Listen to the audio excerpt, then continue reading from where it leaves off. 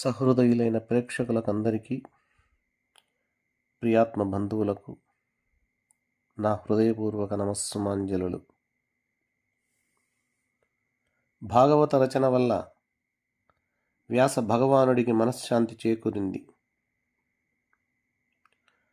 శ్రీమద్భాగవతాన్ని బమ్మెర పోతనామాత్యులు తెలుగులోనికి అనువదించి పరమ భాగవతోత్తముడుగా ప్రసిద్ధిగాంచాడు.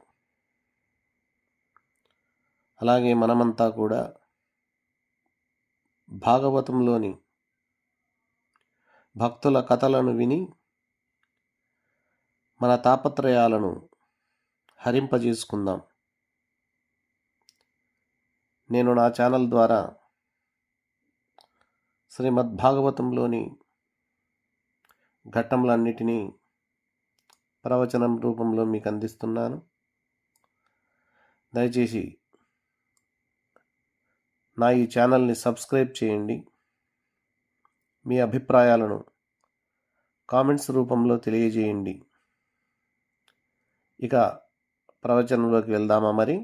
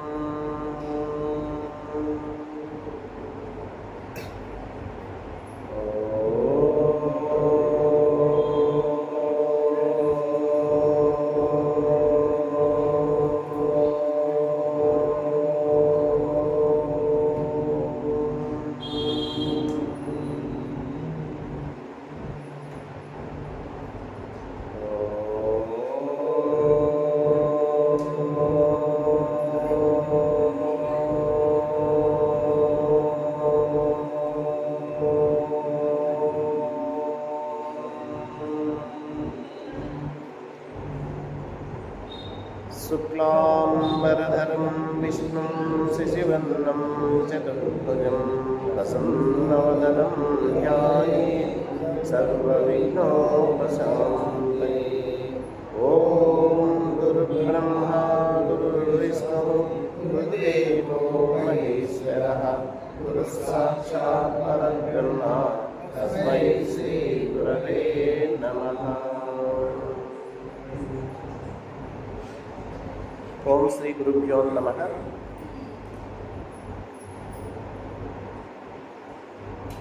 ప్రతి నెల బహుళాష్టమి సందర్భంగా భాగవతంలోని కొన్ని విషయాలను మనం తెలుసుకుంటూ ఉన్నాం.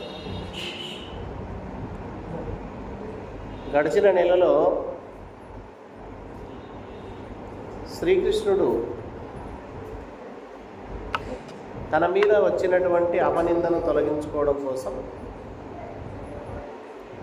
శమంతకమణి కోసం వెతుకుతూ వెళ్ళాడు.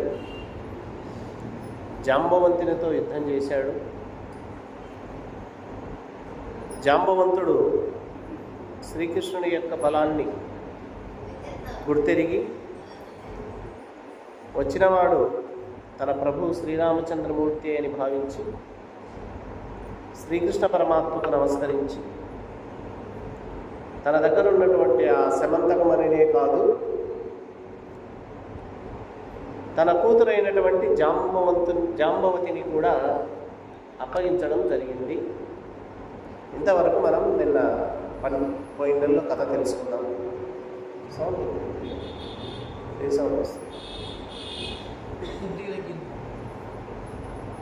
అయితే శ్రీకృష్ణుడు జాంబవంతుని గుహలో ప్రవేశించినప్పుడు గుహద్వారం వద్ద దేవకి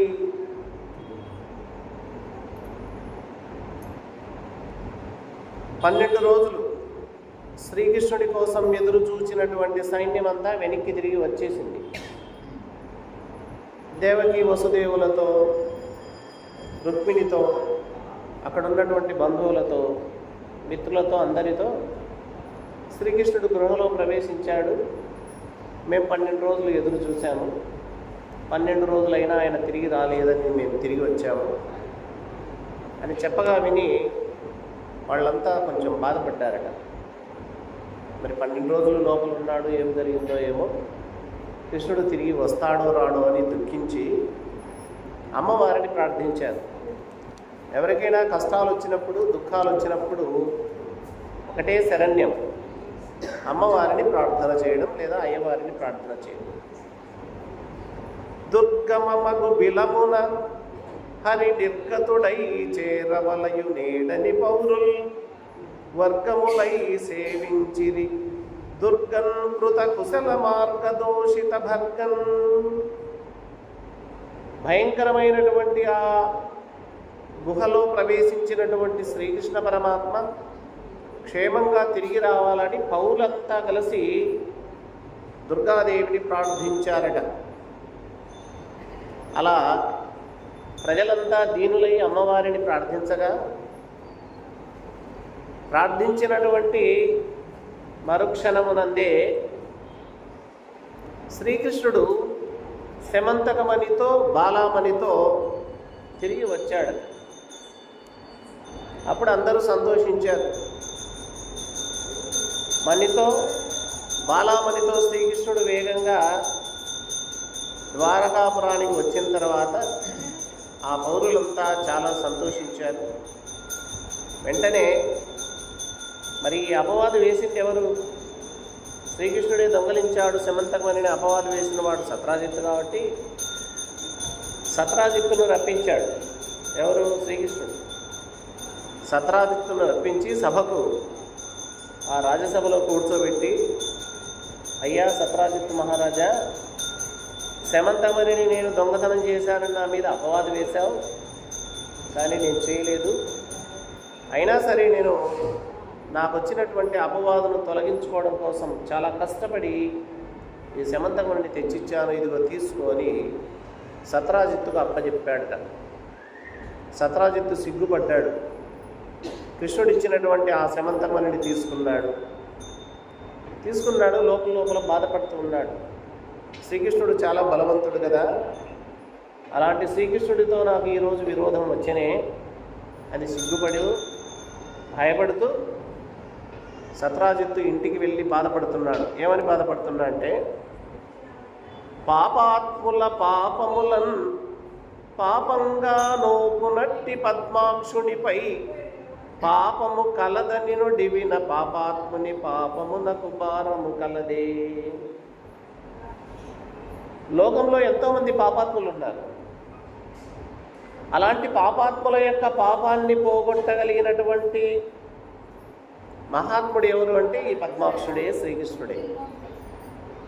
పాపాత్ములైన వారి పాపాలను పోగొట్టేటటువంటి ఆ మహాత్ముని మీద నేను అపనింద వేశానే, ఇది పెద్ద పాపం కదా, మరి నా ఈ పాపానికి అంతం ఉంటుందా ఉండదా అని ఆలోచించి తనంతకు తాను నిందించుకుంటున్నాడు. ఊరక ఉండక నేను అనవసరంగా నందనందనుడిపై నింద వేశానే, నిజంగా నా ఎంత పాపిష్టివాడు ఈ లోకంలో ఎవరూ లేరు. రెండవది, నేను ధనాశాపరుడను, దుష్టుడను, దుర్మతిని, మత్తుడను. ఇలాంటి నా ఈ శరీరం కాల్చడానిక ఏమైనా?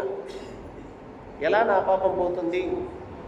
ఏ విధంగా శ్రీకృష్ణుడిని నేను ప్రసన్నం చేసుకోవాలి అని చెప్పి బాగా ఆలోచించాడట. ఆలోచించి ఇంటికి వెళ్ళిన తర్వాత ఏది ఏమైనా సరే నేను శ్రీకృష్ణుడి దగ్గర మళ్ళీ మంచి పేరు గడించాలి, నా యొక్క బాధను తొలగించుకోవాలని చెప్పి శమంతకమణిని తీసుకొని, శమంతకమణితో పాటు తన కూతురైనటువంటి సత్యభామను కూడా తీసుకొని వచ్చి మాధవుని పాదాలు పట్టుకోవాలనుకున్నాడు. ఇంకంతకంటే వేరే మార్గము ఆయనకు దొరకలేదు. అప్పుడే శ్రీకృష్ణుడు సంతోషిస్తాడు.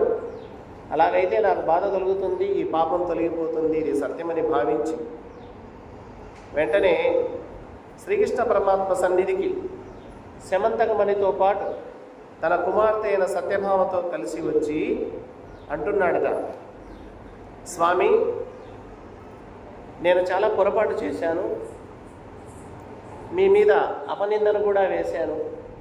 అయినా మీరు మంచి మనసుతో గ్రహించి ఆ అపనింద తొలగిపోయే విధంగా ఎన్నో కష్టాల పాలయ్యారు నా వల్ల. మరి నా పాపానికి విముక్తి లేదా తండ్రి? కాబట్టి దయచేసి నన్ను క్షమించండి.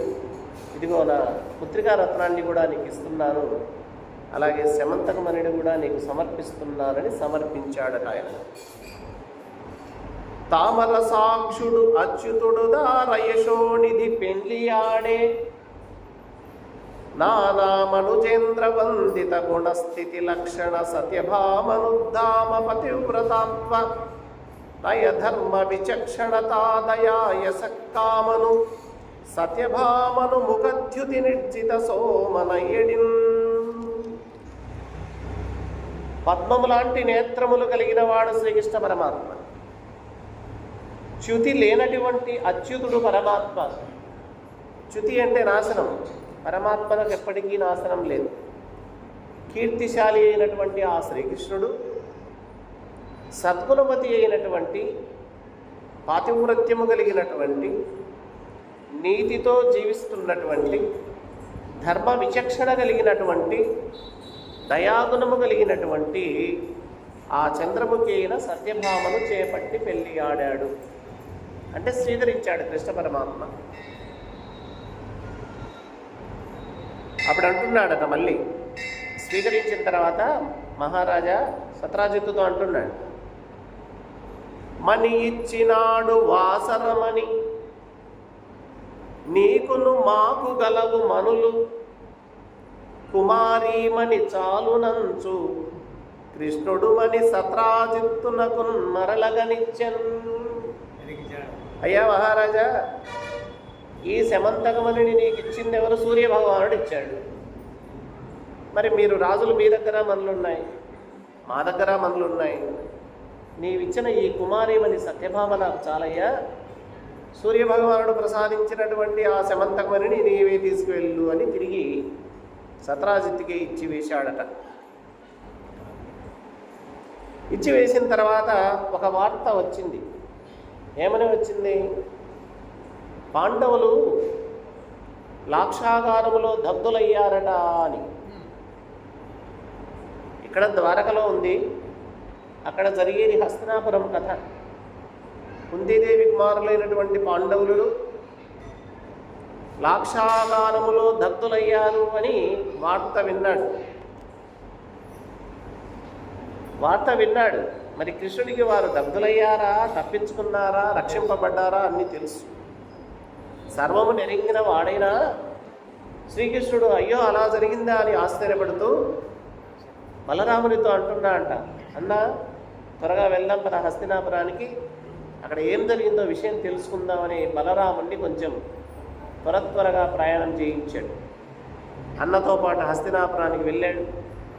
అక్కడ కృపాచార్యుల వారిని కలిశాడు, విదురుల వారిని కలిశాడు, గాంధారీదేవిని దర్శించాడు, భీష్మ పితామహుని దర్శించాడు, గురువైనటువంటి ద్రోణాచార్యుని కూడా దర్శించి విషయాలన్నీ తెలుసుకున్నాడట. ఇక్కడ ద్వారకలో ఏం జరుగుతుందంటే, సత్రాజిత్తు సత్యభామను శ్రీకృష్ణుడికి ఇచ్చి వేశాడంట అని శతధనుడు అనేవాడికి తెలిసింది వార్త. ఈ శతధనుడు, కృతవర్మ, అక్రూరుడు వీళ్ళంతా ఒక సంఘం. వాళ్ళల్లో అక్రూరుడు చాలా మంచివాడు, కృతవర్మ చాలా మంచివాడు, కానీ శతధనుడే కాస్త విరుద్ధమైనటువంటి లక్షణాలు కలిగినటువంటి వాడు. గతంలో సత్యభామను నీకు ఇస్తలే అని సత్రాజిత్తు మాట ఇచ్చి ఉన్నాడట. ఎవరికి? శతధనునికి. అది గుర్తుకు తెచ్చుకున్నాడు శతధనుడు.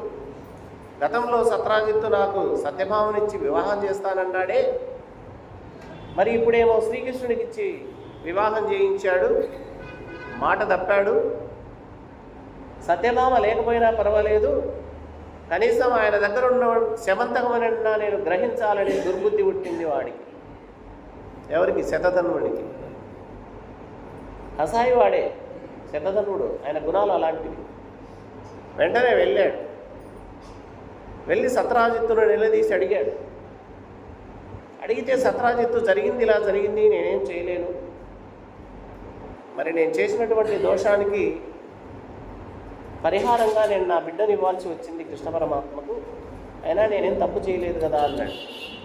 కానీ శతధనుడు దానికి ఒప్పుకోక, సహించక, కసాయివాడు పశువుని ఎలా చంపివేస్తాడో అలాగా సత్రాజిత్తును నిద్రపోతుంటే నిద్రిస్తున్నటువంటి సత్రాజిత్తును బలవంతంగా చంపేశాడు పోయి. అంటే సత్యభామ వాళ్ళ నాన్నను ఈ శతధనుడు కోపం చేత చంపివేశాడు. వెంటనే సత్రాజిత్తు భార్యలు ఏడుస్తూ ఉన్నారు. ఏడుస్తూ ఉన్న ఏమాత్రం దయాదాక్షిణ్యం లేకుండా వాళ్ళ దగ్గర ఉన్నటువంటి ఆ సెమంతమణిని తీసుకొని పోయినాడు ఆ శతధనుడు. వచ్చింది దానికోసం కదా. ఆ విషయం సత్యభామకు తెలిసింది. ద్వారకలో ఉన్న సత్యభామ తండ్రి మరణానికి దుఃఖించింది. వెంటనే పరుగున వెళ్ళింది. అప్పుడు కృష్ణుడు ఇక్కడ లేడు. ఎక్కడున్నాడు కృష్ణ పరమాత్మ? బలరామునితో కలిసి హస్తినాపురంలో ఉంటున్నాడు. పాండవుల యొక్క క్షేమ సమాచారం గ్రహించడానికి అక్కడికి వెళ్ళాడు. మరి తండ్రి శరీరం తన భర్త వచ్చేంత వరకు చెడిపోకూడదు అనే ఉద్దేశంతో ఆ శరీరాన్ని ఒక నూనె తొట్టెలో పెట్టి హస్తినాపురానికి వెళ్ళింది ఆమె స్వయంగా. విషయం చెప్పాలని వెళ్ళి శ్రీకృష్ణ పరమాత్మతో బాధపడుతూ దుఃఖిస్తూ తన తండ్రి మరణ వార్త తెలిపిందట. మరి అది తెలియదా అంటే తెలుసు, కృష్ణుడికి అది కూడా తెలుసు. అయినా శ్రీకృష్ణుడు భగవంతుడు అయినప్పటికీ, సమస్త విషయము తనకు తెలిసినప్పటికీ మనుష్య భావంతో ఆయన ఏడ్చాడట. అందరూ దుఃఖిస్తున్నారు, తాను దుఃఖించాలి. వెంటనే పద అని చెప్పి సత్యభామ బలరాములతో సహా ద్వారకకు తిరిగి వచ్చి, సత్యభామ ఊరడిల్లు జరిగే అంత్యక్రియలు చేయి, మీ నాన్నగారు చనిపోయి ఇప్పటికే 2 రోజులైంది కదా, ఇక మీ నాన్నగారిని చంపినటువంటి ఆ శతధనుణ్ణి నేను వదిలిపెట్టను, నేను ఖచ్చితంగా నీ తండ్రిని చంపినటువంటి శతధనుణ్ణి సంహరిస్తానని మాట ఇచ్చాడు.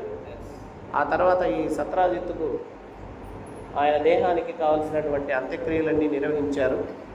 ఈ విషయము శతధనుడికి తెలిసింది. శ్రీకృష్ణుడు నన్ను చంపుతానని సత్యభామతో శపథం చేశాడట అని భయం పుట్టింది వాడికి. ప్రాణభయంతో స్నేహితుడైన కృతవర్మ ఇంటికి వెళ్ళాడు. అయ్యా కృతవర్మ, పొరపాటు చేశాను, సత్రాజిత్తును చంపి నేను ఈ మణిని తీసుకొచ్చాను, నీవు నాకు సహాయం చేయాలి, నీవు మిత్రుడివి కదా, శ్రీకృష్ణుని బారి నుండి రక్షించేటటువంటి బాధ్యత నీవు వహించు అని కృతవర్మతో వచ్చి చెప్తే, కృతవర్మ కూడా ఏమంటున్నాడు తిరిగి, అక్కట రామకృష్ణులు మహాత్ములు వారలకెగ్గు సేయగా ఇక్కడ ఎవడోకు విను మేర్పడ కంసుడు బంధుయుక్తుడై చిక్కడే మున్ను మాఘదుడు సేనలతో 17 తోయముల్ దిక్కుల పారడే మనకు దృష్టము వారలలావు వింతయే. ఏమంటున్నాడు ఆయన? అయ్యో ఎంత పని చేసావయ్యా శతధన్వా, నీవు తప్పు చేసి ఇప్పుడు బాధపడితే ఏం ప్రయోజనం? బలరాముడు శ్రీకృష్ణుడు అంటే మహానుభావులు, మహాశక్తివంతులు కదా, వాళ్ళని ఎదుర్కోవడానికి ఇక్కడ మా చేత ఏమవుతుంది? నువ్వెందుకు నా దగ్గరికి వచ్చావు? నా చేత కాదు, అంత పెద్ద కంసుడే బంధుమిత్ర సమేతంగా సేనలతో సహా మరణించాడు. ఆ రోజు జరాసంధుడు 17 పర్యాయాలు శ్రీకృష్ణుడిపై దండయాత్ర చేసి పరాజితుడయ్యాడే. ఇక వారికంటే పరాక్రమం మనది ఎక్కువ, కృష్ణుడిని ఎదిరించే పరాక్రమం నా దగ్గర లేదు, నీవు ఇంకొక చోటికి వెళ్ళి ఎవరినైనా ఆశ్రయించు, నా చేత కాదు, త్వరగా వెళ్ళిపో అని కృతవర్మ సమాధానం ఇచ్చాడు. ఇక వాడికి రెండవ గతి అక్రూరుడే. అక్రూరుడు కూడా వాళ్ళంతా కలిసి ఉన్నటువంటి సంఘం.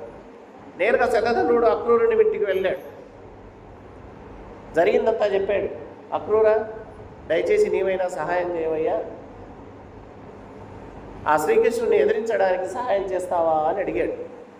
అప్పుడు ఆయన అంటున్నాడట, ఆయనకు తెలుసు అక్రూరుడు మహాభక్తుడు కదా, అక్రూరుడు చాలా భక్తుడు. ఎవడు విశ్వంబు నెల్ల సలీలుడై పుట్టించు రక్షించు పొలియ చేయు ఎవని చేస్తల నెరుగరు బ్రహ్మాదులు ఎవని మాయ మోహించు భువనము ఏడేళ్ల పాపడై ఏ విభుడు ఒక చేతకో రక్షణమునకై కొండనెత్తే ఎవడు కూటస్థుడు ఈశ్వరుడు అద్భుత కర్ముడు అనంతుడు కర్మసాక్షి అట్టి గనులకు శౌరికి అనవరతము మృక్యదముగాక విద్వేషమునకు మేము వెరతము ఒల్లము నీ ఒండు వెంట బొమ్ము చాలు 10,000 వచ్చని సఖ్యమునను. ఈ సమస్త ప్రపంచాన్ని అంతా లీలామాత్రంగా సృష్టించి పుట్టించి రక్షించి నశింపజేసేటటువంటి ఆ పరమాత్మతో విరోధమా? ఆ భగవంతుడు చేసేటటువంటి కృత్యాలు, ఆయన చేసేటటువంటి లీలలు బ్రహ్మాది దేవతలు కూడా కనుగొనలేరే? ఎవరి మాయ చేత ఈ లోకాలన్నీ మోహించబడుతున్నాయే? ఎవరైతే 7 ఏళ్ల చిన్న ప్రాయంలో గోపాలులను రక్షించడానికి పర్వతాన్ని ఒక చేత్తో పైకెత్తి పట్టుకున్నాడే, అలాంటి కూటస్థుడు, అలాంటి పరమేశ్వరుడు, అలాంటి అద్భుతాలు సాధించినటువంటి వాడు, అలాంటి అనంతుడు, అలాంటి కర్మసాక్షి అయినటువంటి శ్రీకృష్ణుడితో వైరమా? అయ్యా, ఎల్లప్పుడూ వాసుదేవునికి నమస్కరించే నేను వాసుదేవునికి ఎదురుగా నీకు నేను సహాయం చేయలేను. నువ్వు వేరే మార్గం ఆలోచించుకో, ఇక్కడి నుంచి వెళ్ళు, చాలయ్యా నీ స్నేహం, ఇక మీదట నీతో స్నేహం నాకు వద్దనే వద్దు అని. ఇన్నాళ్ళు ఏదో తెలుసో తీరక స్నేహం చేశాను, ఇక మీదట నీ స్నేహం అవసరం లేదు, ఏం అవసరం లేదని తేల్చి చెప్పాడు. ఇక భయం పోలేదు వాడికి, శతధనునికి దిక్కు దోచలేదు. ఆ మాట అనగానే శతధనుడు తన దగ్గర ఉన్నటువంటి శమంతకమని అక్రూరుడి దగ్గర పెట్టేసి, ఈయన వద్దు తీసుకొని అన్నా కూడా ఆయన దగ్గర నుంచి భయంతో ఒక గుర్రాన్ని ఎక్కి 100 యోజనాల దూరం పారిపోయాడు. ఇక్కడ శపథం చేశాడు అక్కడ కృష్ణుడు సత్యభామ. వెంటనే గరుడ ధ్వజం తీసుకున్నాడు, రథాన్ని ఎక్కాడు, బలరామంతో సహా ఆ శతధనుడిని వెంట వెళ్ళిపోయాడు. అలా పారిపోతున్నటువంటి శతధనుడు ఎక్కడికి వెళ్ళాడు? నేరుగా మిథిలా నగర ప్రాంతానికి చేరుకున్నాడు. గుర్రం దిగి పరిగెత్తుతున్నాడు శతధనుడు. శ్రీకృష్ణుడు పారిపోవద్దు ఆగు అన్నాడు. వాడు వినలేదు. వినకపోయేసరికి చక్రాయుధాన్ని ప్రయోగించాడు. ఏమిటి ఆ చక్రాయుధం? దుష్ట శిక్షణ, శిష్ట రక్షణ. చక్రాయుధం యొక్క పని, శ్రీకృష్ణుడు ఇక్కడ అవతారం ధరించినటువంటి పని దుష్ట శిక్షణ, శిష్ట రక్షణ. వెంటనే ఆ చక్రఘాతానికి ఆ పరిగెత్తుతున్నటువంటి శతధనుని శిరస్సు భయంకరంగా క్రింద పడిపోయింది.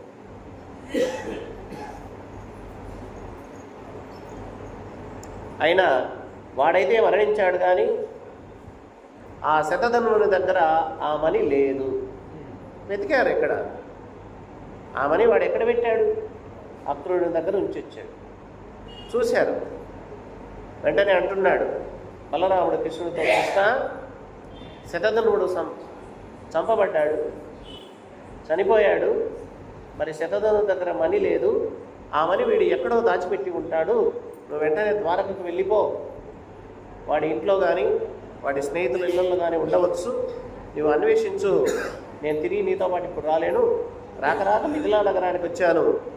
జనక భూపాలుని చూడాలనే కోరిక నాకు కలిగింది. నేను కొన్నాళ్ళు ఈ మిథిలా నగరంలోనే ఉంటాను, నువ్వు వెళ్ళిపో అని కృష్ణుడికి చెప్పాడు. శ్రీకృష్ణుడు వెంటనే ద్వారకకు తిరిగి వస్తున్నాడు. బలరాముడు కొన్ని సంవత్సరాలు ఆ మిథిలా నగరంలో నివసించడం జరిగింది. బలరాముడు మిథిలా నగరంలో కొన్ని సంవత్సరాలు నివసించిన విషయం దుర్యోధనుడికి తెలిసిందట. వాడు కూడా ఈ సమయం బాగుంది, భవిష్యత్తులో నాకు కృష్ణుడితో వైరం రావచ్చు, కృష్ణుడికి పోటీగా బలరాముడిని దించవచ్చు, కాబట్టి బలరాముడితో స్నేహం చేస్తే బాగుంటుందని భావించి వాడు వెంటనే దుర్యోధనుడు మిథిలకు వెళ్ళి అక్కడ ఉన్నటువంటి ఆ బలరాముడిని పొగిడి బలరామునికి సపర్యలు చేసి బలరాముడు మెచ్చే విధంగా సేవలు చేసి ఆ బలరాముడిని మెప్పించి బలరాముని చేత గదాయుద్ధ కౌశలాలు నేర్చుకున్నాడు. ఎందుకంటే గదాయుద్ధంలో గొప్ప నేర్పరి ఎవరంటే బలరాముడే. బలరాముడిని మించిన గదాయుద్ధ శౌర్యులు లేరట. మరి ఆయన దగ్గర ఆ గదాయుద్ధ కౌశలాలన్నింటినీ పట్టుదలతో నేర్చుకున్నాడు దుర్యోధనుడు. అంటే దుర్యోధనికి ముందు నుంచి ఉంది, భవిష్యత్తులో యుద్ధం జరుగుతుంది, యుద్ధంలో నేను ఎదుర్కోవాలి, ఎలా ఎదుర్కోవాలి, ఎవరినెవరిని దగ్గరికి తీసుకోవాలి అనే ఆలోచనలోనే వాడు జీవిస్తూ ఉన్నాడు దుర్యోధనుడు. ఇక శ్రీకృష్ణ పరమాత్మ ద్వారకా నగరానికి వచ్చాడు. సత్యభామతో చెప్పాడు, శతధన్వుడిని సంహరించాను, కానీ వాడి దగ్గర మనీ లేదు, వెతికినా నాకు కనపడలేదు అని ఇక విషయం అంతా చెప్పిన తర్వాత ఈ విషయం ద్వారకలో అందరికీ తెలిసిపోయింది. శ్రీకృష్ణుడు చక్రాయుధం చేత శతధన్వుడిని సంహరించాడనే వార్త తెలిసి అందరూ భయపడుతున్నారు. ముఖ్యంగా ఇద్దరు భయపడుతున్నారు. ఎందుకు? ఈ శతధన్వునితో సహవాసం చేసినటువంటి దోషం వల్ల ఈ కృతవర్మ, ఈ అక్రూరుడు ఇద్దరు భయపడుతున్నారు. ఇక వాళ్ళు కూడా ద్వారకలో ఉంటే ఇబ్బంది ఏమో కృష్ణ పరమాత్మతో అని చెప్పి ద్వారకా నగరాన్ని వదిలి కొన్ని యోజనాల దూరం వాళ్ళు కూడా పరిగెత్తిపోయారు. అంటే ద్వారకలో ఇద్దరు లేరు, కృతవర్మ లేడు, అక్రూరుడు లేడు. వాస్తవంగా అయితే అక్రూరుడు కృతవర్మ చాలా మంచివారే. కాకపోతే మంచివారైనా ఈ దుర్మార్గమైనటువంటి స్నేహం వల్ల వాళ్ళు కూడా గ్రామాన్ని వదిలిపెట్టి వెళ్ళాల్సిన పరిస్థితి ఏర్పడింది. అందుకే స్నేహం కూడా ఎవరితో చేయాలి అంటే మంచి వాళ్ళతోనే చేయాలి స్నేహం. చెడ్డ వాళ్ళతో స్నేహం చేస్తే వాడు చేసేటటువంటి చెడ్డ కర్మల్లో మనకు కూడా బాగా వస్తుంది. వాడు చేసిన పాపకర్మలకు ఫలితాన్ని మనం కూడా అనుభవించాల్సి వస్తుంది. అదే కదా ఇక్కడ చేసింది శతధనుడు పాపకర్మ. మరి ఆ పాప భయం వీళ్ళను కూడా వెంటాడింది. ద్వారకా నగరాన్ని వదిలిపెట్టి కొన్ని యోజనాల దూరం వెళ్ళిపోవాల్సి వచ్చింది. అక్రూరుడు చాలా మంచివాడు. అక్రూరుడు రాజ్యంలో ఉంటే, అంటే ద్వారకలో ఉంటే సకాలంలో వర్షాలు కురిసేవట, ఎటువంటి ఉపద్రవాలు వచ్చేవి కావట, మానవులకు శారీరక మానసిక తాపాలు కూడా కలిగేటివి కావట. ఎప్పుడైతే ద్వారకా నగరాన్ని వదిలిపెట్టి ఆయన వెళ్ళిపోయాడో, ఎవరు? అక్రూరుడు. వెంటనే ద్వారకా నగరంలో ఉన్న వయోవృద్ధులంతా భయపడ్డారు. వెళ్ళారు, కృష్ణుని దగ్గరికి వెళ్ళారు. అయ్యా శ్రీకృష్ణ పరమాత్మ, పూర్వము ఈ అక్రూరుని యొక్క నాన్నగారు స్వఫల్కుడు అని ఆయన పేరు. స్వఫల్కుడు. ఆ స్వఫల్కుడిని తీసుకువెళ్ళి కాశీరాజు తన రాజ్యంలో వర్షాలు పడలేదని ఆయన కొంతకాలం తన కాశీరాజ్యంలో ఉంచుకున్న ఫలితంగా విపరీతమైన వర్షాలు పడితే మెచ్చుకొని ఆ కాశీరాజు కాంతిని అనే తన కుమార్తెనిచ్చి పెళ్లి చేశాడు. వారిద్దరికి జన్మించినటువంటి ఈ అక్రూరుడు కూడా తండ్రిలాగా చాలా శక్తివంతుడు, మంచివాడు. ఆయన రాజ్యంలో ఉంటే వర్షాలకు కొదవ ఉండదు. ఆయన రాజ్యంలో ఉంటే ఈ వయోవృద్ధులకు ఎటువంటి ఇబ్బందులు ఉండవు, ఎటువంటి ఉపద్రవాలు రావు, ఎటువంటి విఘాతాలు జరగవు కదా. ఇప్పుడు ఆ అక్రూరుడు మన రాజ్యాన్ని వదిలిపెట్టి వెళ్ళిపోయాడు భయపడి. మహా తపస్వి అయిన మరి ఆయన్ను మళ్ళీ తిరిగి రప్పించుకుంటే, అక్రూరుడిని తిరిగి మళ్ళీ ద్వారకకు రప్పించుకుంటే మనకు చాలా బాగుంటుంది. మన ఉపద్రవాలన్నీ తొలగిపోతాయి, వర్షాలు కూడా సకాలంలో కురుస్తాయి. రప్పించండి, దయచేసి మమ్మల్ని మన్నించండి, మా బాధను అర్థం చేసుకోండి అని ఆ ద్వారకలో ఉన్నటువంటి వయోవృద్ధులంతా కలిసి కృష్ణ పరమాత్మను వేడుకున్నారట. వచ్చింది పెద్దలు, అందులో వాళ్ళేం చెడ్డ పనికి రాలేదు, అందరి మాటలు విన్నాడు. సరే, వెంటనే కొంతమంది దూతలను పిలిపించాడు. దూతలారా, వెతకండి అక్రూరుడు ఎక్కడున్నారు, ఎంత దూరమైనా సరే వెతికి, నేను చెప్పాను, ఎటువంటి భయం లేదు, అక్రూరుడిలో ఏ దోషం లేదు, రమ్మన్నాడు కృష్ణుడు అని చెప్పి తీసుకురండి అని అతన్ని పూజించి అతని మృదు మధుర మాటలతో ఏదో విధంగా ఇక్కడికి తీసుకొని వచ్చే బాధ్యత మీది అని చెప్పి దూతలను పంపించాడు కృష్ణ పరమాత్మ. ఇక దూతలు వెళ్ళారు. వెళ్ళిన తర్వాత దూతలంతా వెళ్ళిన తర్వాత వెతికారు. వెతికిన తర్వాత కనిపెట్టారు. అక్రూరుడు భయపడుతూ ఉన్నాడు అప్పటికి. అయ్యా అక్రూరా, కృష్ణుడు నిన్ను ఏమి అనడు, నువ్వు మంచివాడు, మంచి సద్గుణ రాశివి, మరి నిన్ను ఆయనే స్వయంగా మంచి మాటలతో గౌరవించి సత్కరించి ద్వారకకు తీసుకొని రమ్మని చెప్పాడు, మీరు దయచేసి రండి అని చెప్పాడు. అప్పుడు అక్రూరుడు వచ్చాడు, ద్వారకలో ప్రవేశించాడు. వచ్చిన తర్వాత వస్త్రంలో దాచి ఉంచాడట, అంతవరకు శమంతకమని. వచ్చి శ్రీకృష్ణ పరమాత్మకు ఆ వస్త్రంలో దాచి ఉంచినటువంటి శమంతకమని ఇచ్చి పాదాలకు నమస్కారం చేసుకున్నాడు. ఎప్పుడైతే అక్రూరుడు శ్రీకృష్ణుని పాదాలకు నమస్కరించి శమంతకమని చేతిలో ఉంచాడో శ్రీకృష్ణుడు విపరీతమైనటువంటి సంతోషాన్ని చెందాడు. ఎందుకంటే భక్తుడు కదా ఆయన. అంతేకాదు, రెండవది శమంతకమని తానే స్వయంగా అది ఇచ్చాడు. శమంతకమని కాంతి ఎలాంటిదంటే సర్వలోకములలో చీకట్లు ఉంటే ఆ చీకట్లను కూడా తొలగిస్తుందట ఆ శమంతకమని. శమంతకమని ప్రతిరోజు కొంత బంగారాన్ని ఇస్తుంది. ఆ బంగారము మానవులకే కాదు దేవతలకు కూడా యజ్ఞాది క్రతువులకు ఉపయోగపడుతుంది. సమస్త దిక్కులలో సమస్త లోకాలలో పేరు వహించినటువంటి అద్భుతమైనటువంటి రత్నం ఆ మణి శమంతకమణి. అలాంటి మణిని అందరికీ చూపించాడు కృష్ణ పరమాత్మ. చూడండి, మీరు ఎంతవరకు శమంతకమణి అంటే విన్నారు తప్ప చూడలేదు, ఇక చూడండి అని అందరికీ చూపించి, దీనివల్లనే నాకు అపనింద వచ్చింది, ఇక ఇప్పుడైనా నన్ను నమ్మండి, నాలో ఎటువంటి దోషం లేదు, దీని మీద ఆశ ఇప్పటికీ లేదు అని చెప్పి ఆ శమంతకమణిని తిరిగి అక్రూరా దీన్ని నీ దగ్గరే ఉంచవయ్యా అని చెప్పాడు. ఇది శమంతకమణి వృత్తాంతం. పోయిన నెలలో ఈ కథను ప్రారంభించాం, సమయాభావం వల్ల మధ్యలో వదిలేశాం. ఇప్పటికీ ఆ శమంతకమణి తిరిగి ఎక్కడికి చేరిందో అంటే అక్రూరుని దగ్గరనే ఉంది. ఘనుడు భగవంతుడీశ్వరుడు అనగుడు మరి తెచ్చి ఇచ్చినట్టి కథనమున్ వినిన పఠించిన తలచిన జనులకు దుర్యసము పాప సంఘము తలగున్. పాపరహితుడు, ఐశ్వర్యవంతుడు, మహానుభావుడు, పరమేశ్వరుడైన శ్రీకృష్ణుడు శమంతకమణిని తెచ్చినటువంటి కథను ఎవరు విన్నా, ఎవరు చదివినా, ఆ కథను ఒక్కసారి మనస్సులో తలంచుకున్నా అలాంటి వారి పాపాలన్నీ పటాపంచలైపోతాయి, అపకీర్తి తొలగిపోతుంది అని ఈ ఫలశ్రుతి కూడా ఉంది. అందుకే శమంతకమణి కథను ముఖ్యంగా వినాయక చవితి పండుగ రోజు చెప్తూ ఉంటారు. ఈ శమంతకమణి వృత్తాంతం అంతా వినాయక చవితి పండుగ రోజు చెప్పి ఈ కథ వింటే పాపాలన్నీ తొలగిపోతాయి, అందరికీ శుభాలు జరుగుతాయి, అందరికీ అపకీర్తి తొలగిపోతుంది అని ఈ కథను వినిపిస్తూ ఉంటారు. విన్నారో లేదో ఇప్పుడు విన్నారు. తర్వాత కొంతకాలానికి శ్రీకృష్ణుడు పాండవులను చూచి రావాలని కోరిక పుట్టింది మళ్ళీ. ఎందుకంటే ఆయన ఎక్కడున్నా కృష్ణుడికి ఎక్కడున్నా సరే పాండవుల మీద, అత్త కుంతి మీద చాలా ప్రేమ. ఎందుకంటే దుర్యోధనాదులు దుర్మార్గులు చాలా కష్టాలు పెడుతున్నారు. మరి కష్టాల్లో ఎలా ఉన్నారో వాళ్ళని చూసి రావాలి అనేటటువంటి ఉపలాటం ఎక్కువ.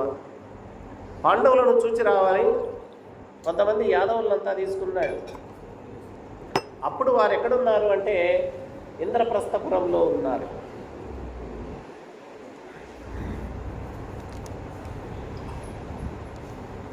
అంటే లక్కాగృహంలో వాళ్ళు మరణించలేదు, తప్పించుకొని వెళ్ళారు. కొన్నాళ్ళు ఏకశిలా నగరంలో ఉన్నారు. ఆ తర్వాత మెల్లగా ఇంద్రప్రస్థాన్ని చేరుకొని ఇంద్రప్రస్థపురం నందు ఉన్నారు. ఆ ఇంద్రప్రస్థ నగరానికి వెళ్ళారట.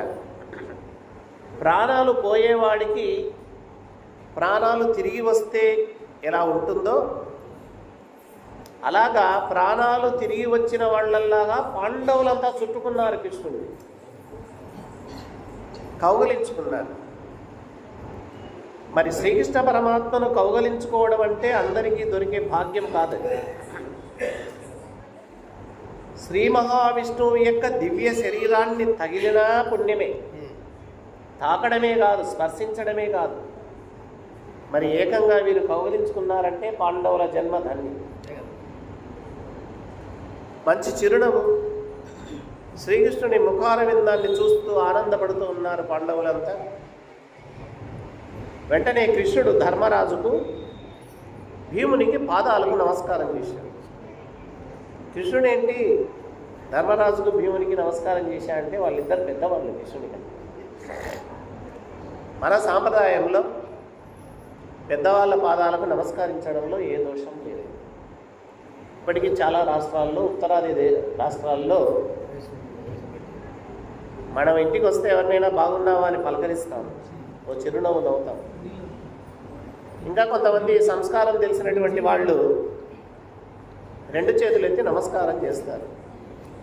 కానీ కొన్ని రాష్ట్రాల్లో, కొన్ని సాంప్రదాయాల్లో పెద్దవాళ్ళ పాదాలకు నమస్కారం చేసిన తర్వాతనే కుశల ప్రశ్నలు వేస్తారు. ఇక్కడ కూడా శ్రీకృష్ణ పరమాత్మ ధర్మరాజుకు భీమసేనుడి పాదాలకు నమస్కారం చేశాడు.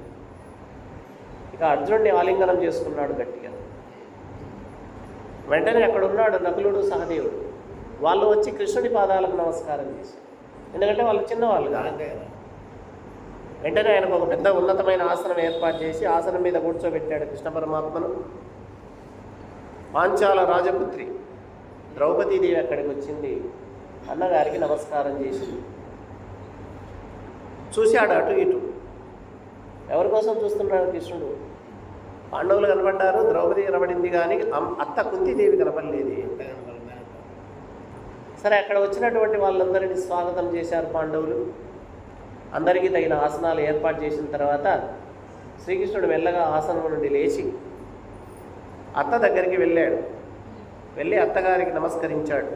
నమస్కరించి అంటున్నాడు, అత్త కొడుకులు కోడలు చిత్తానందముగా పనులు చేయగా ఆత్మాయత్తానుగవై ఆజ్ఞా సత్తాదులు కలిగి మనుదే సమ్మోదమునన్. ఓ అత్త, నీ కొడుకులు, నీ కోడలు ద్రౌపది నీ మనస్సుకు ఆనందాన్ని కలిగిస్తూ ఉంటే సంతోషంగా జీవితాన్ని గడుపుతున్నావా అని అడిగాడట అత్తగారు. అప్పుడు ఏడ్చింది పాపం.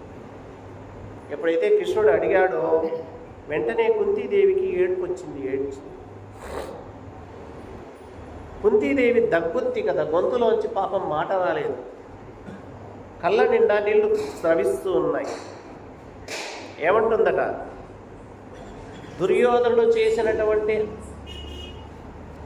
అపకారాలన్నీ, ఆ దుర్యోధనుడు చేసినటువంటి అపకారాల వల్ల వాళ్ళు పడినటువంటి కష్టాలన్నిటినీ ఏకరువు పెట్టింది. ఎవరితో చెప్తుంది? అన్ని కృష్ణునితో చెప్పి, అన్న సంబోధన చూడండి. అన్న అన్న అంటే పెద్దవాడని కాదు, తమ్ముడిని కూడా అన్న అని సంబోధించవచ్చు, చిన్నపిల్లవాళ్ళని కూడా అన్న అని సంబోధించవచ్చు. అన్నా నీ చుట్టాల నరయుదు మరువవు, నీవు పుత్తెంచిన నెమ్మితోడమా అన్న ఏ తెంచి మము చూచిపోయెను, నిలిచి ఉన్నారము నీ బలమునన్. ఏమంటుంది? అన్నా, నీవు బంధువులు ఎక్కడున్నా, నీ భక్తులు ఎక్కడున్నా, నీ స్నేహితులు ఎక్కడున్నా మర్చిపోకుండా వస్తూ ఉంటావు, వాళ్ళను సంరక్షిస్తూ ఉంటావయ్యా. గతంలో మేము ఎలా ఉన్నామని అక్రూరుణ్ణి పంపగా అక్రూరుడు వచ్చి మా క్షేమ సమాచారాన్ని నీకు చెబితే వచ్చి వెంటనే చూచి వెళ్ళావు. నీ అండ ఉండడం వల్ల, నీ సహాయం ఉండడం వల్లనే మేము ఇన్నాళ్ళు జీవించి ఉన్నాము. నా పిల్లలకు నాకు నీవు తప్ప ఎవరున్నారయ్యా దిక్కు మహాత్మా. సర్వప్రాణులకు నీవే ఆత్మవు. వీరు నావారు, వారు నావారు కాదనే భేదభావం నీకు లేదయ్యా. ఓ పుణ్యాత్మ, నేను కోరేది ఒకటే. ఏం కోరుతున్నాను? మమ్మల్ని మరిచిపోకుండా నీవు కరుణతో మాకొచ్చేటటువంటి చిక్కులన్నిటినీ తొలగిస్తున్నావు. ఇంతకంటే నాకేం కావాలి? భవిష్యత్తులో కూడా నీ నుండి మేము ఇదే కోరుకుంటున్నాం తండ్రి అని కృష్ణుడితో చెప్పిందట అత్త.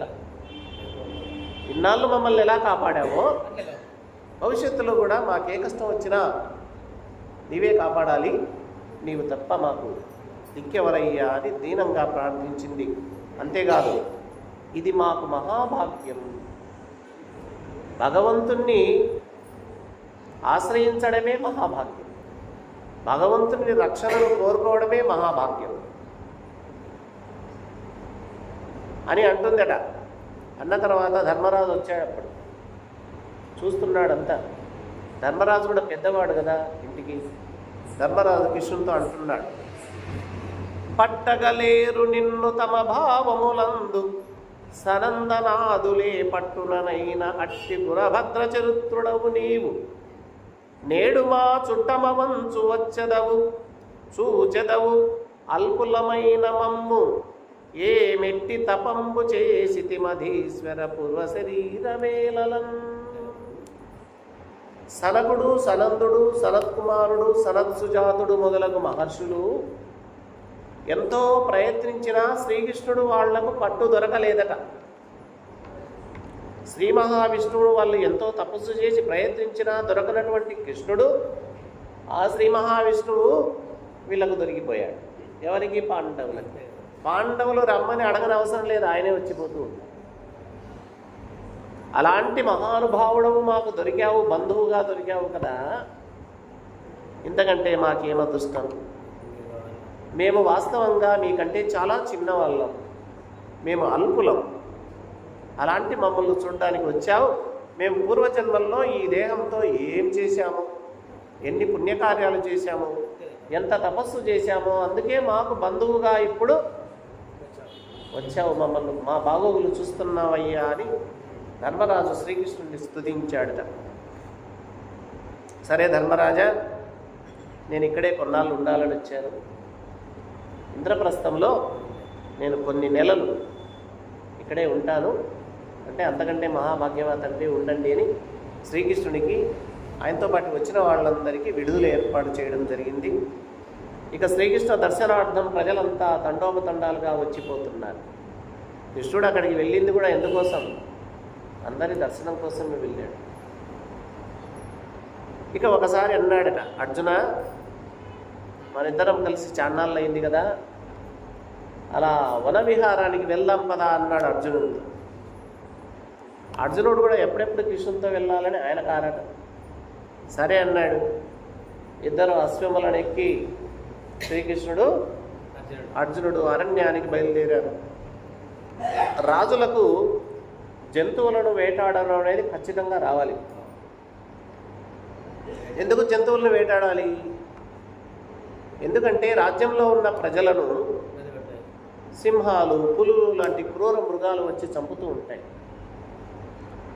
అలాంటప్పుడు ఆ రాజ్యంలో ప్రజలంతా రాజుకు చెప్పుకుంటారు, అయ్యా మహారాజా, మా ప్రాంతంలో పులుల భయం ఉన్నది, సింహాల భయం ఉన్నది, క్రూర మృగాలు వస్తున్నాయి, మమ్మల్ని రక్షించండి అంటే రాజు వెళ్ళాలి, ఆ క్రూర జంతువులను వేటాడాలి, అక్కడున్న రాజ్యంలో ప్రజలను రక్షించాలి. కాబట్టి వేట ఖచ్చితంగా నేర్చుకోవాలి. ఆ రోజు అర్జునుడికి వేటాడటం వస్తుంది, శ్రీకృష్ణుడు మహారాజు క్షత్రియుడు కాబట్టి ఆయనకు వేటాడటం వస్తుంది. ఇద్దరు కలిసి అరణ్యాలకు వెళ్ళారు. కృష్ణుడి కంటే ఎక్కువగా అర్జునుడే వేటాడుతున్నాడంట అరణ్యంలో. పెద్ద పెద్ద పులులను, పెద్ద పెద్ద సింహాలను, ఏదు పందులను, చెమరి మృగాలను, ఎలుగు బంట్లను, ఎనుబోతులను, ఖడ్గ మృగాలను ఆసక్తితో వేటాడుతున్నాడు అర్జునుడు. కృష్ణుడు కూడా అడపాతడపా వేటాడుతున్నాడు అంతే. ఈ విధంగా వేటాడి వేటాడి అర్జునుడికి అలసట వచ్చింది. కృష్ణ, నాకు అలసటగా ఉంది, నాకు దాహం వేస్తుంది, దగ్గట్లో నది ఉంటే నదికి వెళ్దామన్నారు. మరి ఆ దాహం తీర్చుకోవడానికి అర్జునుడు శ్రీకృష్ణుడు వాళ్ళు ఎవరో కాదు, నరనారాయణులే. ఆ నరనారాయణులు ఇద్దరు యమునా నదికి వెళ్ళారు దాహం తీర్చుకోవడానికి. దాహం తీర్చుకున్నారు, బాగా నీళ్లు తాగారు. యమునా నది ఒడ్డు ఇసుకతో కూడి ఉంటుంది బాగా. ఆ ఇసుక ప్రదేశంలో ఇద్దరు కూర్చున్నారు. కూర్చొని చుట్టూ ఉన్నటువంటి ప్రదేశాన్ని తిలకిస్తూ ఉంటే యమునా నది తరంగాలలో నుండి ఒక స్త్రీ వచ్చానట పైకి. కృష్ణుడున్నాడు, అర్జునుడున్నాడు, యమునా నదిలో చూస్తున్నారు. యమునా నది నీటి మధ్యలో నుండి నల్లటి శిరస్సుతో, నల్లటి శిరోజములతో, బాలచంద్రుని లాంటి మంచి ముఖముతో, అద్దాల్లాంటి ప్రకాశవంతమైన చెక్కిళ్లతో ఒక స్త్రీ బయటకు వచ్చింది. చూశారు. కృష్ణుడు అన్నాడంట, అర్జున, ఎవరో కనుక్కొని రాకపోయి ఆమె ఎవరో. సరే బాబా వెళ్తానని చెప్పి అర్జునుడు దగ్గరికి వెళ్ళాడట. ఎవరు? ఆమె దగ్గరికి, ఆ యమునా నది దగ్గరికి వెళ్ళి, సుదతి యపనిదానవు ఏమి కొరకిచ్చోటన్ ప్రవర్తించదు, ఎయ్యది నీ నామము కోర్కె ఎట్టిది వివాహాకాంక్షతో కూడి నదికిన్ వచ్చిన జాడ కానబడే ధన్యంబయ్య నీరాక నీ ఉదయాది స్థితి నెల్ల చెప్పు మబల ఉద్యుత్కురంగీక్షణ. ఓ అమ్మాయి, నీవెవరము? ఎందుకోసం ఇక్కడ తిరుగుతున్నావు? ఇక్కడికి వచ్చావు? నీ పేరేంటి? నువ్వు ఏ కోరికతో ఇక్కడ తిరుగుతున్నావు?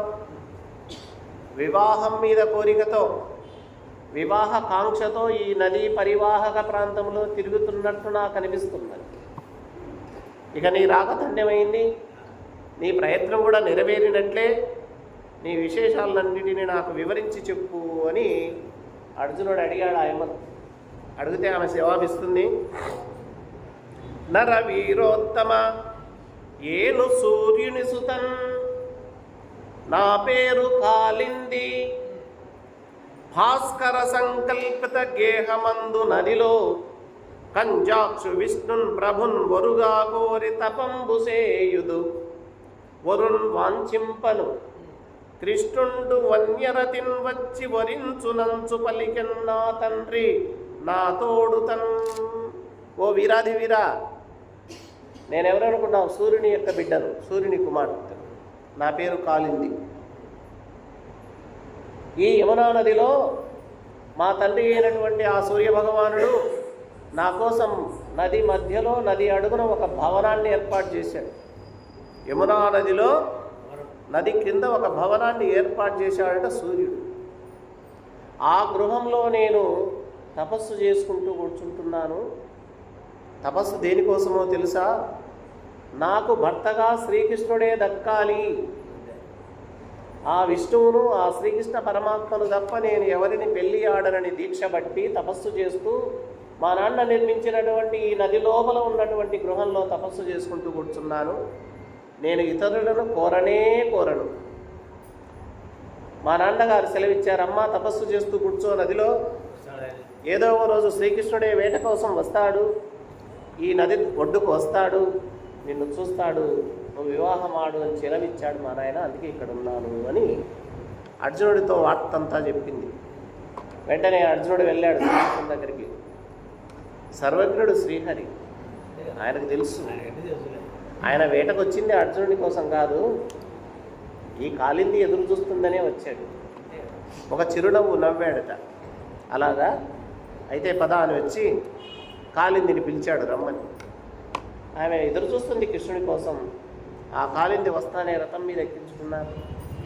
వెంటనే ధర్మరాజు దగ్గరికి వెళ్ళి అంటే కాలిందిని మొదట రుక్మిణి, శ్రీకృష్ణుడి భార్యల్లో మొదటి భార్య రుక్మిణి, రెండవ భార్య జాంబవతి, మూడవ భార్య సత్యభామ, ఈ కాలింది నాలుగవ భార్య.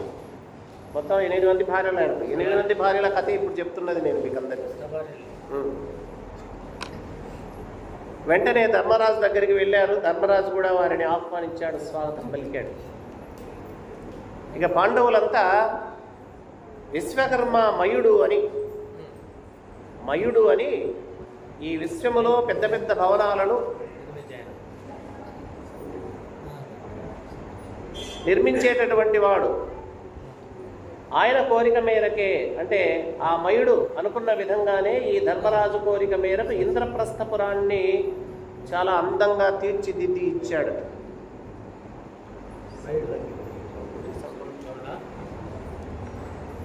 ఎందుకు ఆ విధంగా విశ్వకర్మ సహాయం చేశాడంటే, ఖాండవ దహనం అని ఒకటి ఉన్నది.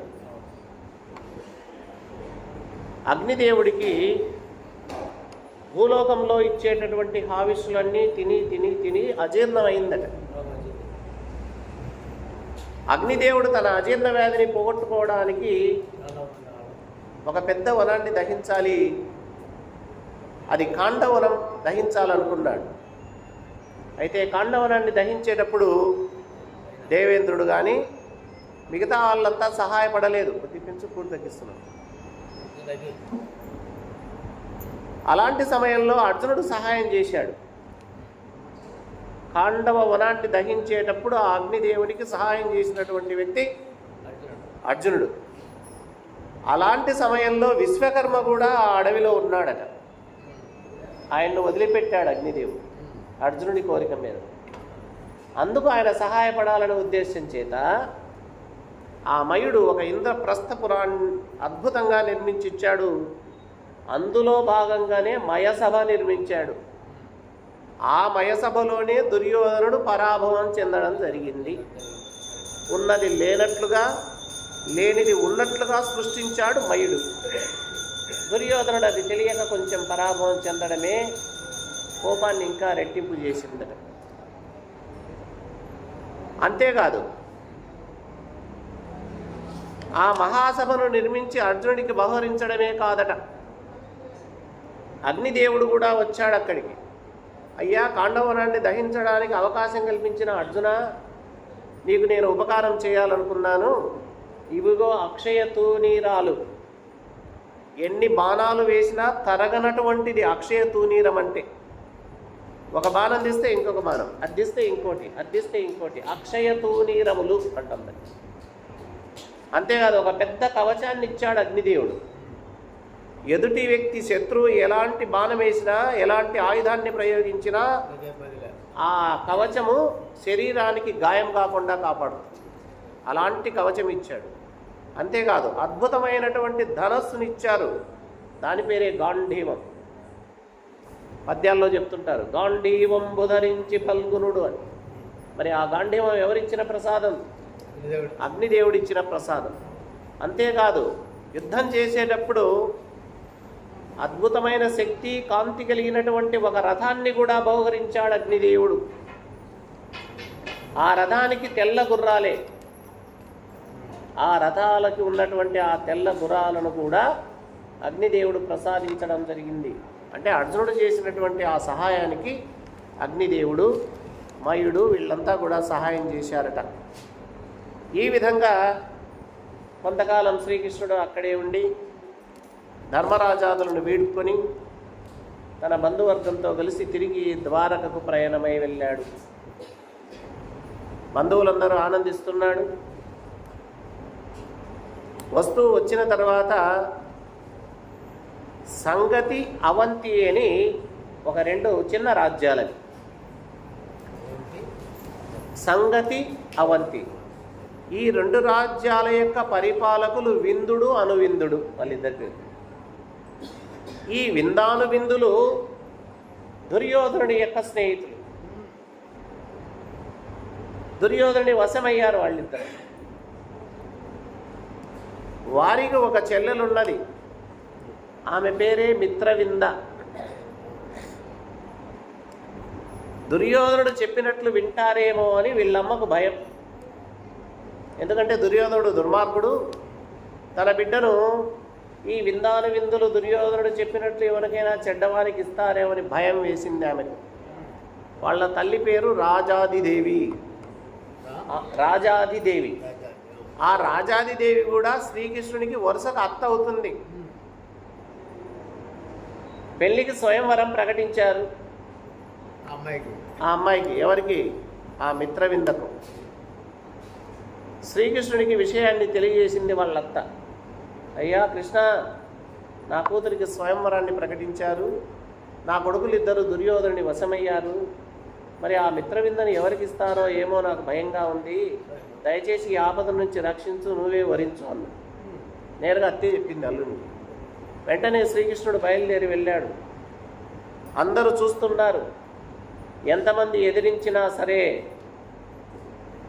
అమితమైన పరాక్రమవంతుడు కదా శ్రీకృష్ణ పరమాత్మ. తన యొక్క పరాక్రమాన్ని అక్కడ ప్రదర్శించి ఆ అలినీలవేణి, అందాల రాణి అయినటువంటి ఆ మిత్రవిందను చేకున్నాడు, తీసుకొచ్చుకున్నాడు ఆమెను కూడా ఆ విధంగా.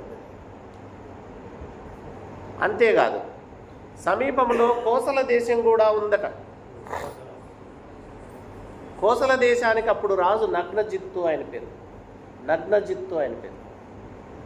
సద్గుణవంతుడు, ధర్మపరుడు, రాజ్యాన్ని చాలా బాగా పరిపాలన చేస్తున్నటువంటి వాడు.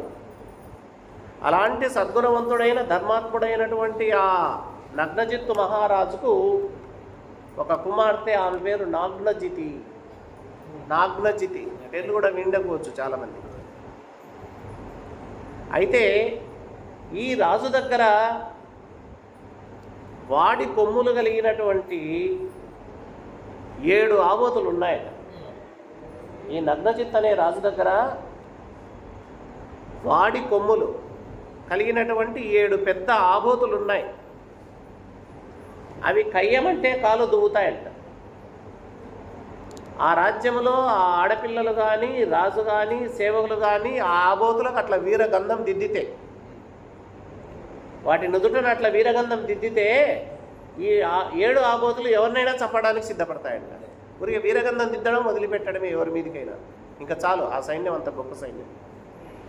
అలాంటి వృషభాలను ఎవరైతే జయిస్తారో, ఎవరైతే పట్టుకుంటారో, ఎవరైతే కట్టి వేస్తారో అలాంటి వ్యక్తికి నా బిడ్డనిస్తానని ఆయన పెట్టుకున్నాడు ఒక నియమం.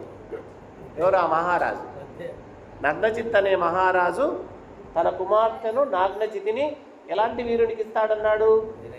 తన దగ్గర ఉన్నటువంటి ఆ 7 ఆబోతులను ఎవరైతే జయిస్తారో, కట్టివేస్తారో, వాటిని అణచుతారో వాళ్ళకిస్తానని ఈయన ప్రతిజ్ఞ చేసి కూర్చున్నాడు. ఇది అందరికీ తెలిసింది, రాజాది రాజులందరికీ. ప్రతి రాజు రావడం, ఈ ఆబోతులతో కలవడం, చేతగాక ఓడిపోవడం, వెనుదిరిగి వెళ్ళిపోవడం, ఇలా ఎంతోమంది రాజులు ప్రయత్నించారు. కానీ ఏ రాజు కూడా ఆ 7 ఆబోతులను కట్టివేయలేకపోయారు.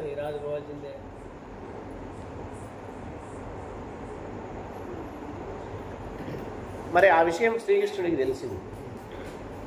శ్రీకృష్ణుడు వెళ్ళాలని నిర్ణయించుకున్నాడు. వెంటనే కోసల దేశానికి వెళ్ళాడు. తెలిసింది కోసల రాజు నగ్నజిత్తుకు. ఎదురెళ్ళి శ్రీకృష్ణుడికి నమస్కారం చేసి ఆయన్ను స్వాగతించి ఆయనకు అతిథి మర్యాదలు చేసి గొప్పగా గౌరవించాడు కూడా. రాజకుమార్తె నాగ్నజితి కూడా వచ్చినటువంటిది శ్రీకృష్ణుడే. ఆయన ఎవరో కాదు, త్రిలోక పూజ్యుడు, మోహనాకారుడు, పద్మనేత్రుడు, నాకు ఆయనే భర్త అని ఆమె మనసులో నిర్ణయించుకుంది. అంటే వీళ్ళంతా దేవుని కోసమే ఎదురు చూసినారు. ఈ 8 మంది భార్యలు, కృష్ణుని భార్యలు తపస్సు చేశారు గత జన్మల్లో. శ్రీ మహావిష్ణువే మాకు భర్త కావాలని వేడుకున్నారు, తపస్సు చేశారు. ఆ తపస్సు ఫలితంగానే ఈ జన్మలో శ్రీకృష్ణుడు అందరికీ ఆ భాగ్యాన్ని కలిగించాడు. మిగతా జన్మల్లో లేదు, ఒక కృష్ణ జన్మే. అప్పుడు ఆమె అనుకుంటుందట, అచ్యుతుడు శ్రీహరే ఈ జన్మలో కృష్ణుడిగా అవతరించాడు, నేను ఆయనే భర్త కావాలని పూర్వజన్మల్లో ఎన్నో నోములు నోచాను, ఎన్నో తపస్సులు చేశాను, ఈనాడు కదా నా నోము ఫలించింది, ఆయనే నన్ను తప్పక వివాహం చేసుకుంటాడనే స్థిర నిశ్చయంతో ఆమె ఎదురు చూస్తూ ఉంది. నాగ్నజితి ఆలోచిస్తున్నాడట, శ్రీకృష్ణుడు నా బిడ్డను చేపడతాడా? ఈ 7 అంటే నియమం ఉంది కదా, ప్రతిజ్ఞ తప్పకూడదు. ఈ 7 ఆబోతులను జయించి నా కూతుర్ని చేపడతాడా లేదా అని చెప్పి ఆలోచిస్తూ వచ్చే సందర్భంలో శ్రీకృష్ణుడు అన్నారట, అన్యుల యాచింపరు ఆజన్యులు సౌజన్యకాంక్షసను దెంచితి, నీ కన్యన్ వేడెద నిమ్మ కన్యాసుల్కదుల మేము కాము నరేంద్ర. ఓ రాజా, ఎందుకు ఆలోచిస్తున్నావు? వాస్తవంగా ఏ రాజు ఇతర రాజును అడగడు. నీ కుమార్తె చేసినటువంటి పూర్వజన్మ ఫలితముగా నేనే నిన్ను అడుగుతున్నాను, నీ బిడ్డను నాకి, మేము కన్యాశుల్కం మాత్రం ఇవ్వము అన్నాడు. ఆ రోజుల్లో కన్యలకు శుల్కం ఇచ్చేటోళ్ళు, డబ్బులు ఇచ్చి పెళ్లి చేసుకునే. ఇప్పుడు కూడా వస్తుంది లేండి, మొదలైంది వస్తుంది కదా, జరుగుతున్నాయి అక్కడ. ఆ కృష్ణుని మాటలు వినేసరికి ఈ నగ్నజిత్తుకు ఎనలేని ఆనందం వచ్చిందట. ఎందుకంటే ఆయన ఎదురు చూస్తున్నదే దానికోసం కదా. నా కుమార్తెను వివాహం ఆడడానికి ఈ లోకాలన్నింటిలో నీకంటే తగిన వారెవరయ్యా? నీ సద్గుణాలకు ఆశ్చర్యం చెంది లక్ష్మీదేవియే ఇతరులను కాదని నీ వక్షస్థలములో స్థానం సంపాదించిందే, మరి నిన్ను కొరని వారు ఎవరుంటారు? అలాంటి నీవే నన్ను స్వయంగా అడుగుతున్నావు అంటే నా జన్మధన్యమే. కానీ నేను ఒక ప్రతిజ్ఞ చేశాను, నా దగ్గర 7 ఆబోతులు ఉన్నాయి, వాటిని నీవు బాహుబలముతో ఎదుర్కొని జయించు, నా కుమార్తెనిచ్చి వివాహం జరుపుతానని చెప్పాడు ఆయనతో. ఇవ్వాలని కోరిక ఉంది, ఆ జయించకుండా ఇస్తే అందరూ ఏమనుకుంటారు, వేరే వాళ్ళకి ఇవ్వకూడదని పోటీ పెట్టాడు, ఆయనకు మాత్రం పోటీ లేకుండా ఇచ్చాడు అనుకుంటారు. అది మిగలకూడదు, మాట మాటే అన్నమాట. చాలామంది రాజులు గర్వించి మా రాజ్యానికి వచ్చి నా కూతుర్ని వివాహం చేసుకోవాలని ఈ ఆబోతులతో తలబడి వాటి గిట్టెల సవ్వడికి భయపడి చచ్చిన వాళ్ళు కొంతమంది ఆ గిట్టల దెబ్బలకు తట్టుకోలేక చిన్నమైన శరీరంతో పరిగెత్తుకుంటూ వెళ్ళారు. కొంతమంది చచ్చారు, కొంతమంది తప్పించుకొని పారిపోయారు. ముందే చెప్తున్నాడట, ఓ శ్రీకృష్ణ, సూర్యుడు చీకటిని ఎలా పాలద్రొలుతాడో నీవు కూడా రణరంగంలో శత్రువులనలా చీల్చి చెండాడే శక్తివంతుడవు. సంగర రంగంలో నీవు గొప్పవాడవే నాకు తెలుసు. మరి అలాంటి సర్వసమర్థుడమైన నీవు ఈ 7 వృషభాలతో ఈరోజే పోరాడు, జయించు, చంద్రముఖి అయిన నా బిడ్డను చేపట్టు అని చెప్పాడట. కృష్ణుడు అంతా విన్నాడు. ఎందుకంటే ఆ 7 వృషభాల గురించి కూడా కృష్ణుడు విన్నాడు. గొప్ప పౌరుషము కలిగినటువంటివి, వాడి కొమ్ములు కలిగినటువంటివి, ఎందరో వీరుల యొక్క ముఖాలను ఆ కుమ్మేసి చంపి గాయపరిచినటువంటివి. అలాంటి భయంకరమైనటువంటి ఆబోతుల దగ్గరికి వెళ్ళాడు. వెళ్ళి ఒక్కసారి చూచాడు. శ్రీకృష్ణుడు వెంటనే వస్త్రాన్ని నడుంకు బిగించాడు. వస్త్రాన్ని నడుంకు బిగించాడు అర్థం అంటే ఆ పనికి పూనుకున్నాడని అర్థం.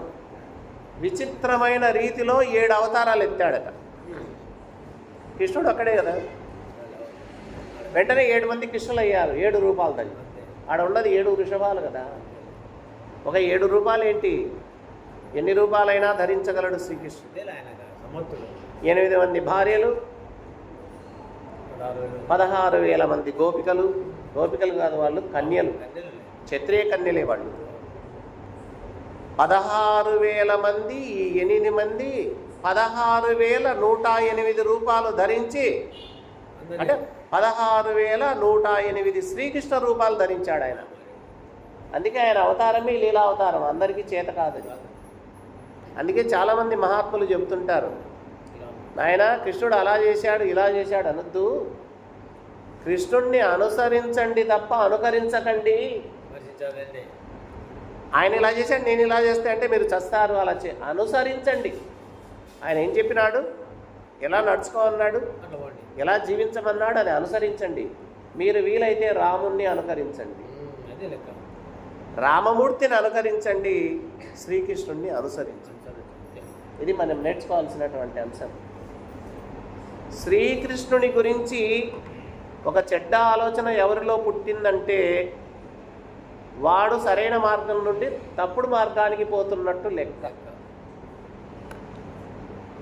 ఆయన్ను మనం లెక్కించడానికి వీల్లేదు. ఆయన లీలలు చాలా అత్యద్భుతాలు, మరి వాళ్ళని తప్పు పట్టడానికి వీల్లేదు. చేతనైతే విను, లేకపోతే మౌనంగా ఉండు. 2 రకాలట. భక్తి మార్గంలో కృష్ణుడిని చూసేవాళ్ళు కొందరు, జ్ఞాన మార్గంలో చూసేవాళ్ళు కొందరు. భక్తి మార్గంలో చూసేవాళ్ళు ఏమనుకుంటారు, శ్రీకృష్ణుడు గొప్పవాడు కదా, ఆయనకేమి 8 రూపాయలైనా ఎత్తుతాడు, ఎన్ని వేల ఎన్ని లక్షల రూపాయలైనా ఎత్తుతాడు, 8 రూపాయలు ఎత్తి 8 భార్యలను చేపట్టాడు, అందరూ మాకు తల్లు లాంటి వాళ్ళే అని పూజిస్తారు భక్తులు. మంచిదే. జ్ఞానులు అనుకుంటారట, వాళ్ళు జ్ఞానంతో ఆలోచిస్తారు. శ్రీకృష్ణుడే భగవద్గీతలో చెప్పాడట, ఏమని, భూమి రాపో అనలో వాయు ఖం మనో బుద్ధిరేవచ అహంకార ఇతీయమ్మే భిన్నా ప్రకృతి రస్తద. పరమాత్మ యొక్క ప్రకృతి 8 రకాలుగా ఉంటుంది. భూమి, నీరు, అగ్ని, వాయువు, ఆకాశం, మనస్సు, బుద్ధి, అహంకారం. ఈ 8 రకాల ప్రకృతి నాదే, అది నా సొమ్మే, అది నా యందే ఉండాలి, అది నాకు వశంలో ఉండాలి, అది నేను చెప్పినట్లే ఉంటుంది అని ఆయనే ప్రకటించాడు. ఆ 8 రకాల అష్ట ప్రకృతే అష్టభార్యలు. రుక్మిణీదేవి మొదలుకొని చివరి భార్య లక్ష్మణ వరకు ఈ 8 మంది భార్యలు అష్ట ప్రకృతులేనట. మరి ఆయన దగ్గర ఉండక ఎవరి దగ్గర ఉంటాయి ఈ అష్టప్రకృతి సంపద అంతా? కాబట్టి జ్ఞానులు జ్ఞానంగా అట్లా ఆలోచిస్తారు. అట్లా తీసుకున్నా సంతోషమే. మరి జ్ఞాన మార్గంగా వెళ్ళక, భక్తి మార్గంగా ఆయన గౌరవించక, వేరే విధంగా ఎవడైతే ఆలోచిస్తుంటాడో వాడు నీచాతి నీచంగా దరిద్రానికి నెట్టివేయబడతాడు.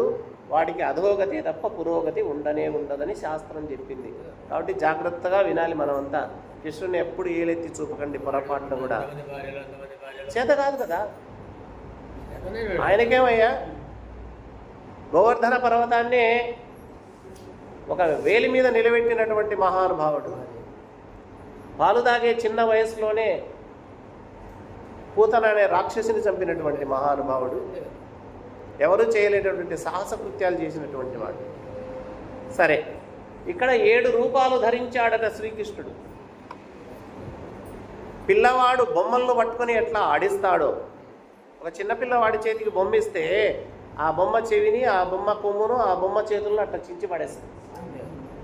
అలాగా 7 రూపాలు ధరించినటువంటి 7 కృష్ణమూర్తులు 7 వృషభాలను పట్టుకొని ఆ వృషభముల యొక్క కొమ్ములను, వాటి చెవులను, వాటి ముందర కాళ్ళను, వాటి వెనక్కాళ్ళను, వాటి తోకలను తుంచి అక్కడ పడేసినాడు. ఇంకేముంది అంటే పర్వతాకారము లాంటి శ్రీకృష్ణులు 7 మంది ఆ వృషభాలను పట్టుకొని అవలీలగా నేలపై కూలద్రోశారట. అక్కడ చూస్తున్న వాళ్ళంతా మెచ్చుకుంటున్నారు. ఈ విధంగా కృష్ణుడు 7 వృషభాలను నేలగూల్చి నగ్నజిత్ మహారాజు దగ్గరికి వస్తే ఆయన ఆనందంతో తన కూతుర్నిచ్చి వివాహం జరిపించడం జరిగింది. అక్కడ ఎంతో సంతోషపడ్డారు. బ్రాహ్మణులంతా ఆశీర్వదించారు. మంగళకరంగా భేరీ మృదంగ వాద్యాలన్నీ మ్రోగించబడ్డాయి. కోసలరాజు ఆనందానికి అంతే లేదట. అద్భుతమైన అల్లుడు వచ్చాడు కదా. వెంటనే దంపతులను రథం ఎక్కించి సాగనంపుతున్నాడు. ఎక్కడికి? ద్వారకకు. 10,000 గోవులను దానంగా ఇచ్చాడు. 3,000 మంది కన్యలను దాసీలుగా పంపించాడు. 9,000 ఏనుగులను బహుకరించాడు. అంతకు 100 రెట్లు రథాలు, అంతకు 100 రెట్లు గుర్రాలను కూడా, అంతకు 100 రెట్లు సైనికులను కూడా కృష్ణుడికి కన్యతో పాటు కానుకగా ఇచ్చి పంపాడట మహాత్ముడు. ఈ విధంగా నాగ్నజిత్తుని వివాహం చేసుకొని శ్రీకృష్ణుడు వచ్చాడు. వచ్చిన తర్వాత ఇక్కడ 6 మంది అయ్యారు. ఇప్పుడు ఇక తర్వాత కేకయ దేశమని వాళ్ళకు సమీపంలో ఉన్న దేశమే. అది కూడా ఆ దేశానికి అధిపతి ఈ కేకయ రాజు. ఆయన పేరు కేకయ దేశానికి అధిపతి కేకయ రాజే. ఆయనకు ఒకే ఒక కుమార్తె ఉన్నది. ఆమె పేరు శృతకీర్తి. శృతకీర్తి ఆమె పేరు. ఆమె చాలా సద్గుణవంతురాలు. ఈ విధంగా కేకే రాజు బిడ్డ అయినటువంటి శృతకీర్తిని కూడా వివాహం చేసుకున్నాడట. ఇక 8వ భార్య, ఆమె పేరు లక్షణ. లక్షణ మద్రరాజ్యము అని ఒకటింది. మద్రరాజ్యం. మద్రరాజ్యం. ఆ మద్రరాజ కుమార్తె శుభమైన లక్షణాలు కలిగినటువంటిది కాబట్టి ఆమె పేరు లక్షణ అని పేరు పెట్టారట. ఆమెను కూడా వివాహం చేసుకోవడం జరిగింది. ఈ విధంగా శ్రీకృష్ణునికి రుక్మిణి, జాంబవతి, సత్యభామ, కాళింది, మిత్రవింద, నాగ్నజితి, భద్ర, లక్షణ మొత్తం 8 మంది అష్టభార్యలు అయ్యారట. ఈ అష్టభార్యలతో ఆయన రాజ్యాన్ని పరిపాలిస్తూ ఉండే సమయంలో దేవేంద్రుడు వచ్చాడు. ఒకసారి వచ్చి శ్రీకృష్ణునికి నమస్కారం చేసుకొని, పరమాత్మ కృష్ణ, మీ భూలోకంలో ఒక దుర్మార్గుడు నివసిస్తున్నాడు. వాడే నరకాసురుడు. వాడి బాధ మీ భూలోకంలో కాదు, మా దేవలోకాన్ని కూడా ఇబ్బంది పెడుతూ ఉన్నది. వాడి అత్యాచారాలు ఒకటి కావు, చాలా 100,000 ఉన్నాయి అత్యాచారాలన్నీ. మరి వారి భార్య నుండి రక్షించే బాధ్యత మీదే అని దేవేంద్రుడు చెప్పిపోయాడు. కొంతమంది రాజులంతా వచ్చారు. కృష్ణ, మేము మీ చుట్టుపక్కల ఉండేటటువంటి రాజులము. మేము రాజ్యాన్ని పరిపాలిస్తుంటే నరకాసురుడు అనే రాక్షసుడు బలవంతంగా మా బిడ్డలను అపహరించుకొని తీసుకువెళ్ళాడు అని 16,000 మంది రాజకన్యలను అపహరించుకొని వెళ్ళి అత్యాచారం చేసి దగ్గర పెట్టుకున్నాడు. వాడు ఎంత దుర్మార్గుడో ఆలోచించండి. నరకాసురుడు అంటే మనం దీపావళి పండుగ చేసేటప్పుడు నరక చతుర్దశి అని చేస్తాం ముందు రోజు. ఆ నరకాసురుణ్ణి సంహరించినటువంటి రోజే అది మనం పండుగగా చేసుకుంటాం. కొంతమంది నరకాసురుణ్ణి హీరోగా చేసుకొని పండుగ చేసుకునే వాళ్ళు కొంతమంది ఉన్నారు. వాళ్ళ అదృష్టం అది, మనం ఏం చేయలేము. కాబట్టి ఇంతమంది కన్యలను, రాజకన్యలను, క్షత్రియ కన్యలను తీసుకువెళ్ళి అపహరించి వాడు తన చెరసాలలో బంధించి ఉంచాడు వాళ్ళందరినీ. ఆ రాజకన్యల యొక్క తండ్రులంతా గురించి కూడా వచ్చారు ద్వారకకు. వచ్చి కృష్ణునితో బాధను చెప్పుకున్నారు, మొరపెట్టుకున్నారు. కృష్ణ, నీవే దిక్కయ్యా, మా బిడ్డలను రక్షించు, వారు చాలా ఇబ్బంది పడుతున్నారని చెప్పడం జరిగింది. ఇంతమంది అడిగారు. అప్పుడు అన్నాడట, సరే నేను నరకాసురుడిని సంహరిస్తాను, ఆయన చెరలో ఉన్నటువంటి ఆ రాజకన్యలను, ఆ క్షత్రియ కన్యలందరినీ విముక్తి కలిగిస్తాను, దేవలోక వాసులు కూడా ఈ నరకాసురుని వల్ల భయం లేకుండా కాపాడుతాను, భూలోకంలో కూడా వాడి బాధ తప్పుతుంది, సరే అని అందరికీ వాగ్దానం చేశాడు శ్రీకృష్ణ పరమాత్మ. ఈ విధంగా 8 మంది భార్యలను చేపట్టి ఇక నరకాసురునిపై దండయాత్రకు బయలుదేరడానికి వెళ్తాడు. వచ్చే నెలలో ఆ నరకాసురుని మీద దండయాత్ర గురించి చెప్పుకుందాం. ప్రార్థన చేయండి అమ్మంతా.